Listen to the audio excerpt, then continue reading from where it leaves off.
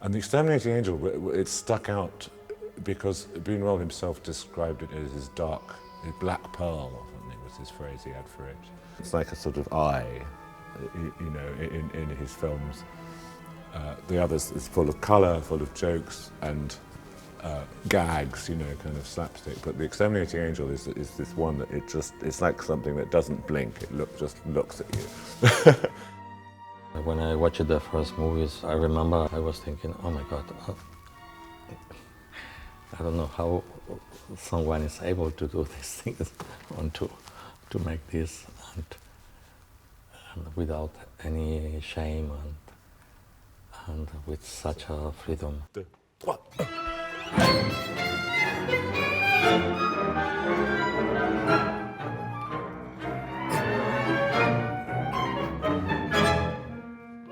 I thought in my head, if I had any intention, it was to make it like an operetta, you know, as much as possible.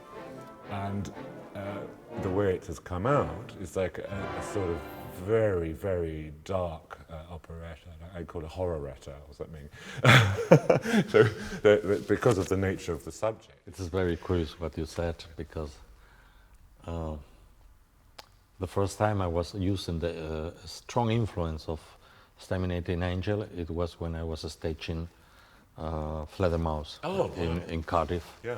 Welsh National Opera. Yes. And I was 30s, and of course I put all the characters in a red room of Hoffman style, a copy, reproduction, and they were making party forever. C'est comme berceuse parce que maintenant dans l'histoire, ils devraient partir, devraient aller chez eux, mais ils ne vont pas. Alors c'est comme vous qui les berce à dormir. Go to sleep. Alors, I like to build a universe when I'm doing an opera, so that the whole opera has, in a way, everything relates to everything else in the universe. And so there's, in this one, they enter the house, and to me they leave reality behind, or the relations that they enter with each other and with everything become its own separate world, which is, if you like, mine. It's in the sense that I'm building the logic of it, the musical logic. You know, this way is down, this way is up, this is the floor, this is the walls of the ceiling, this is the windows, and that's in the music, it's built into the music. It's the first time you feel something strange. First time. That's very interesting, because why are they there? What are they doing there? Why don't they just go home? It's like something in the harmony which is irrational, but which says you can't go, you have to stay. You know, and you can't. And I put them all on top of each other. So finally, where the Colonel says, if only our bodies would evaporate when we die, you have all four of them on top of each other, because I think that's the fundamental question, is that unfortunately we are physical, therefore we're stuck in as mortals in time, but the part of us that wants to stay forever, it's like a scent that never goes away. So I put that in. But there are also elements that are that can disturb this and are alien to it. So Letizia is an element that is an alien or a slant to it. So she can break a window, she gets them out. She's different from the other. She's got some kind of, and the fact that she's called the Valkyrie, so she's got this kind of, it's as though she's got a magical power that is like a sword that can cut out of this impasse that they're in. But she doesn't really understand it herself. Like, you know, she just has this ability. They wouldn't, when they go in, they don't know any of this. You know, they're just people, but they enter a mythological space. They want to kill her in a dream, in a nightmare. They are killing her because she's guilty. Yes, she's guilty. Yeah. And finally, she's the one who is making freedom of all of them, exactly. or not. It's a sort of messiah.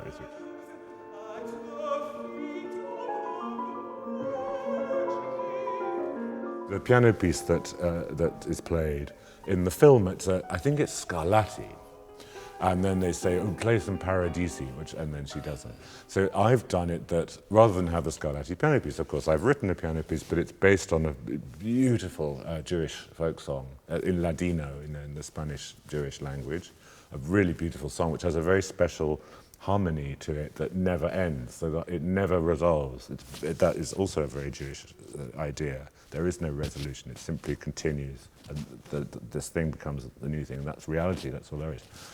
So that, and she recognizes, Leticia recognizes the song that the piece is, and she sings it in Ladino, so you hear a little bit of this language, and she's singing it.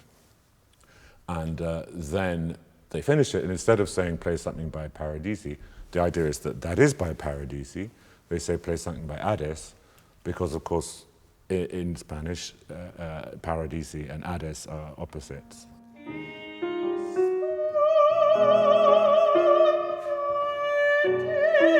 These things that are latent in the film, they're under the surface. And the film is quite dry in some ways. You know. It's very dry because of the close-up. Yeah, the close-up, yes. Yeah, but you have to make the close-up different. Yeah. Well, I love the way you do that, because you manage to take us inside their heads. You know, it becomes very, as soon as they're inside the house, we're in, at the same time in a house, but we're in psychological space.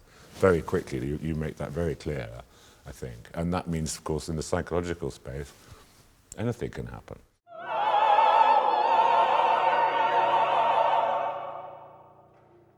They're going to have to eat something at the end. In the film and in the score version, they eat the sheep, but then, unfortunately, it's going to be something else that they're going to start to eat each other. And it was a sort of, the moment you said that, in my mind, it sort of thought, oh yes, we're going to end up with that. With I was not very convinced, but I was thinking... I could see where it was going. No, but I was thinking, because when you put an animal like this on the sheep, first is, I don't know, everybody will look at the sheep. But then it's about that we are animals, you know, underneath all this. Yeah, and then there's the element of the Catholic side, which is very strong. Very strong. Yeah. And, you know, that link with meat and... It links in different levels of Catholic, you know, the sheep is of course, is the body of Christ, Jesus Christ is as well, I mean, going to the church, I mean.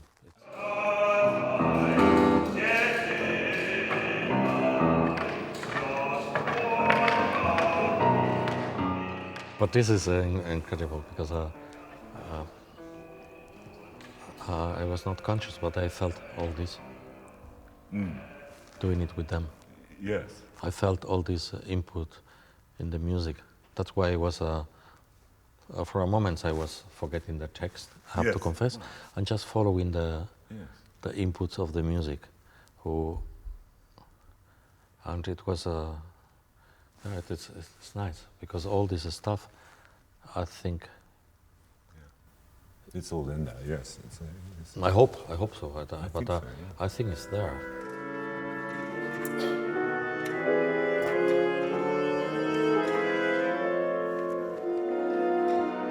The only way I can understand all this, you know, reality, the world, I can't understand it unless I have music. I do it through music. I don't know why that is. That's just a strange way.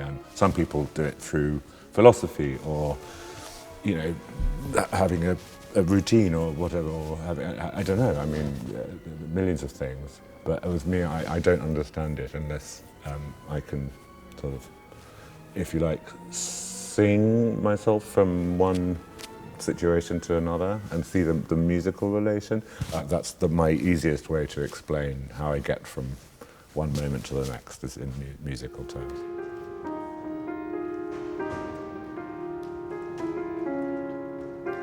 It's a lot of humanistic, surreal, but humanism, and it means compassion and cruelty together.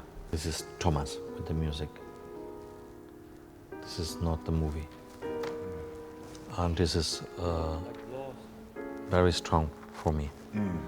And I feel, when I said this is something more powerful. This is really powerful in the piece.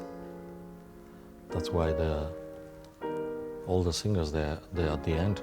I was thinking why they are so emotional because they are like this, and it's not because they're, I don't know, killing each other or trying to kill each other. So it's something else.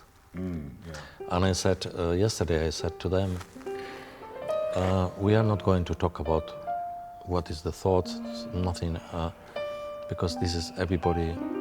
We keep secret from the future in a bottle for the future.